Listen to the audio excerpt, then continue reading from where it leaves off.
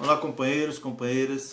Hoje vamos conversar sobre algumas bandeiras econômicas históricas defendidas pela esquerda brasileira e pelos movimentos sociais de uma forma geral, e que constavam dos programas do governo petista em todas as eleições disputadas para a presidência da República, mas que nas eleições de 2002, após o acordo realizado com as elites desse país, que resultou na Carta aos Brasileiros, foram esquecidas na gaveta dos conciliadores. Vejamos algumas destas bandeiras. A reforma agrária e urbana. A propriedade da terra, ela é a base da desigualdade em nosso país. Segundo dados do INCRA, em 2010, o Brasil possuía 69.200 grandes propriedades de terra improdutivas, e que ocupavam a área de 228 milhões de hectares. Enquanto isso, milhares de famílias ainda hoje permanecem acampadas à espera de terras para plantar e sobreviver do seu trabalho. Portanto, estamos falando em cumprir a Constituição do país e não fazer uma reforma agrária radical. A desapropriação de terras, tanto no campo quanto nas cidades, para fins de produção agrícola ou para a construção de moradias populares, ela está prevista na Constituição e é fundamental se quisermos diminuir as disparidades sociais existentes. Quando olhamos para as cidades desenvolvidas, é fácil perceber pelo local de moradia o grande fosso social produzido pelo capitalismo. A maior crítica feita ao programa Minha Casa Minha Vida dos governos petistas estavam relacionados à localização dos terrenos, onde estas casas eram construídas.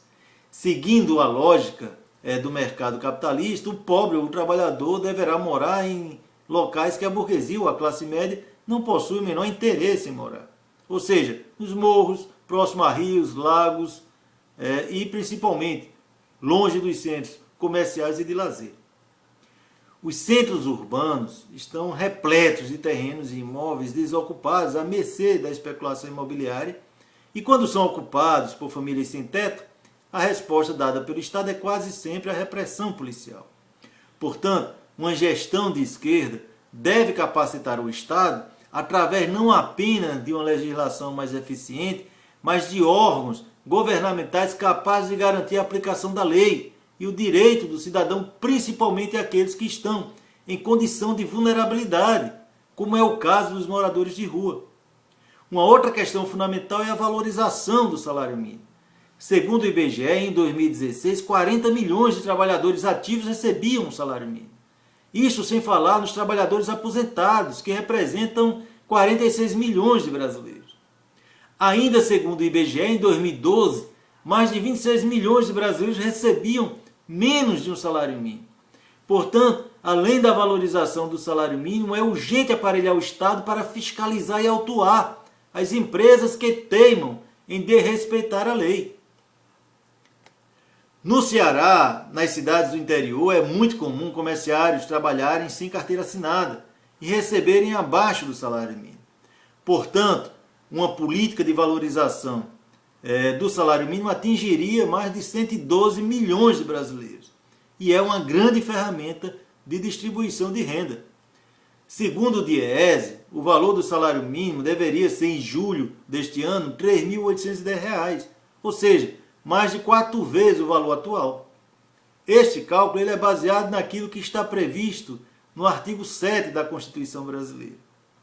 Segundo a Constituição, o salário mínimo ele deve ser fixado em lei, nacionalmente unificado e capaz de atender às necessidades vitais básicas do trabalhador e da sua família, como moradia, vestuário, higiene, alimentação, educação, saúde, transporte e previdência social. E deve ser reajustado periodicamente de modo a preservar o seu poder aquisitivo. Embora durante os governos petistas tenham sido implantado um reajuste automático do salário mínimo, prevendo cobrir a inflação mais um ganho real correspondente ao crescimento do país, esta política de reajuste não era eficiente para repor as perdas históricas tidas pelos trabalhadores. Considerando um crescimento de 5% ao ano, que é um crescimento ousado, se a gente for observar o histórico do crescimento do Brasil, seriam necessários mais de 60 anos para que o salário mínimo pudesse corresponder ao que prevê a Constituição brasileira. Os críticos à valorização do salário mínimo afirmam que, primeiro, ele pode gerar um maior consumo e isso acarretaria no aumento da inflação. Ele só gera inflação se não for seguido de mais investimento na produção. A inflação no Brasil, há muitos anos, não é de consumo, mas de tarifas públicas que são controladas pelo Estado e pelo valor do petróleo no mercado externo. A atual crise demonstra como o consumo está retraído, acarretando o fechamento de empresas e um crescente desemprego. Ao contrário de provocar inflação, a valorização do salário mínimo provocaria um maior crescimento do país, né? Gerando mais emprego e renda para os brasileiros. Outra crítica à valorização do salário mínimo é de que aumentaria o déficit da Previdência. Em primeiro lugar, a Previdência no Brasil não é deficitária. Ela só apresenta déficit nas contas do governo Temer, porque ele considera apenas a contribuição previdenciária ao INSS como única fonte de receita. Na verdade, segundo a Constituição de 88, as fontes de receita são, além da contribuição previdenciária do INSS, a contribuição para o financiamento da Seguridade Social, COFINS, e a contribuição social sobre lucro líquido, PIS/PASEP, destinado especificamente ao seguro-desemprego. Portanto, a Previdência ela é superavitária. E mais, ao valorizar o salário mínimo, a Previdência arrecadaria mais. Não apenas pelo aumento do valor do salário, mas também porque, em médio período de tempo, aumentaria a oferta de emprego. Outro argumento contrário à valorização do salário mínimo está na impossibilidade das prefeituras arcarem com o aumento da folha de pagamento.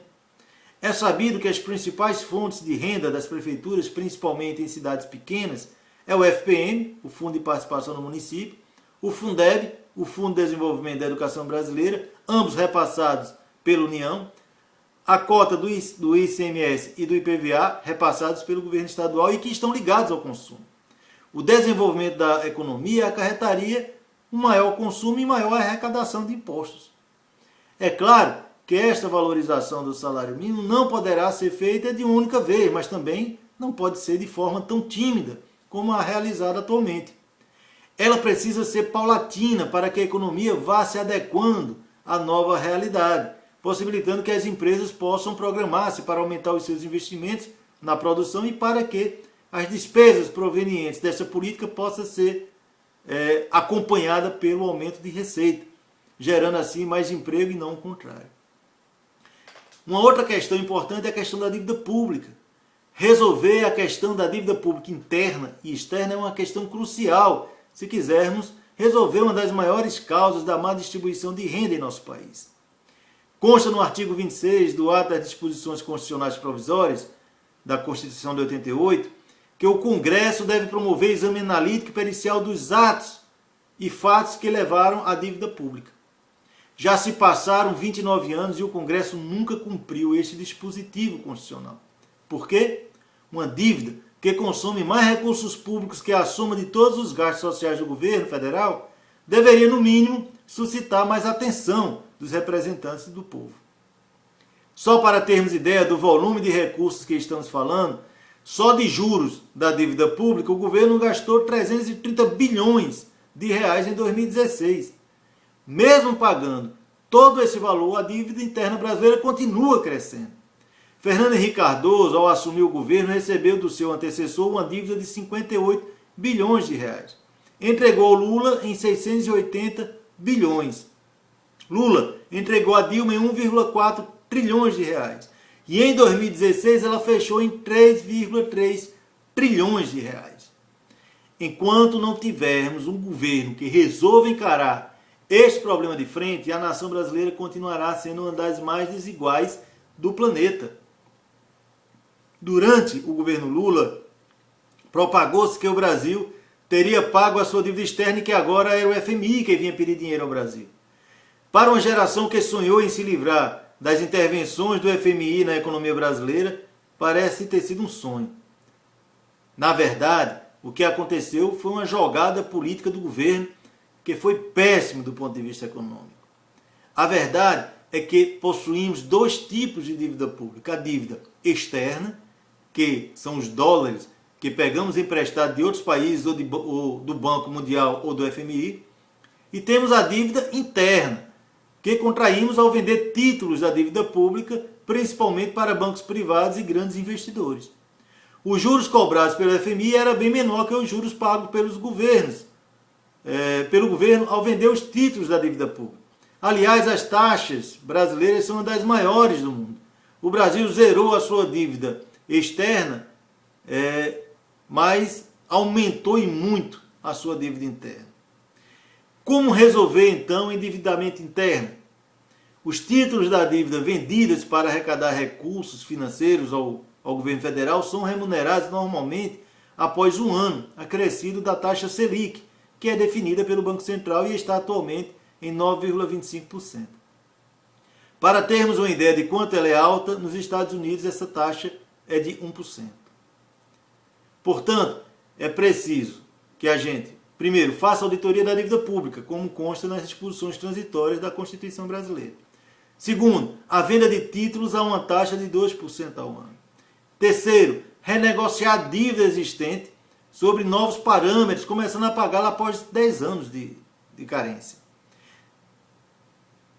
O que precisamos compreender nesse momento é que todo esse recurso, que poderia ser utilizado para desenvolver o país e combater a desigualdade econômica e social, está sendo destinado a quem já detém a riqueza, os banqueiros e os grandes investidores capitalistas. Em outras palavras, concentrando ainda mais riqueza nas mãos de quem já possui riqueza. Outras questões merecem a nossa atenção. Enquanto os noticiários dão um extremo destaque à questão da corrupção, a sonegação de impostos anual no Brasil praticamente não é noticiada, mesmo sendo equivalente a 7 vezes o valor da corrupção. Em 2016, a sonegação chegou a 500 bilhões de reais. É claro que não é o trabalhador que sonega imposto, pois o imposto direto pago por ele é descontado na folha de pagamento do salário. A sonegação é feita pela burguesia, e os meios de comunicação não dão devido destaque a isso, pois são as empresas anunciantes e os próprios proprietários de vários desses veículos de comunicação que sonegam os impostos. Outras duas questões que também não recebem a atenção dos meios de comunicação são a remessa de lucro para o exterior. Você lembra que Getúlio Vargas quis taxar e o Congresso não aprovou? E a taxação sobre grandes fortunas, o que ocorre inclusive nos Estados Unidos, símbolo mundial do capitalismo, mas que aqui no Brasil ela é considerado coisa de comunista pela nossa elite. Bom, espero que o estudo deste tema possibilite a você e seu coletivo um entendimento melhor de como se deu o acúmulo e concentração de riqueza no nosso país e como enfrentar o debate político e econômico atual. Porém, o nosso objetivo foi apresentar uma introdução ao aprendizado. Cabe a você buscar novas leituras que possam aprofundar o seu conhecimento. Um abraço e até a próxima.